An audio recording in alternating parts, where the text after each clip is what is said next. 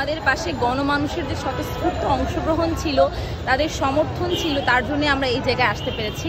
তো তার জন্য আমি বৈষম্যবিরোধী ছাত্র আন্দোলনের পক্ষ থেকে সর্বসাধারণকে অন্তঃস্থল থেকে ধন্যবাদ জানাচ্ছি।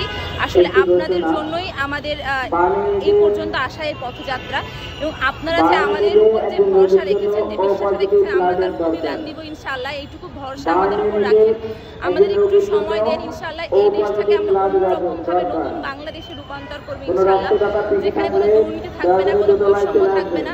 আমরা সকলে মিলে সোনার বাংলা গড়ে তুলবো, এবং আপনাদের আমি সহযোগিতা কামনা করছি এই বিষয়ে। আপনারা আমাদেরকে সহযোগিতা করবেন ইনশাআল্লাহ। আমরা যে অন্যরকম বাংলাদেশের স্বপ্ন দেখি, সেই বাংলাদেশটা আমরা বাস্তবায়ন করব।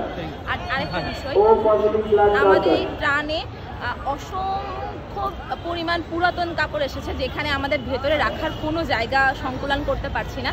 সো আমি নিউজ 24-এর মাধ্যমে সবাইকে বলতে চাই, আপনারা প্লিজ দয়া করে কেউ আর পুরাতন কাপড় এগুলা নিয়ে আসবেন না। আপনারা যদি হেল্প করতে চান নগদ অর্থ আমাদের হ্যান্ড মাইক ভলেন্টিয়ারদের জন্য, ভলেন্টিয়াররা এত কষ্ট করছে দিন রাত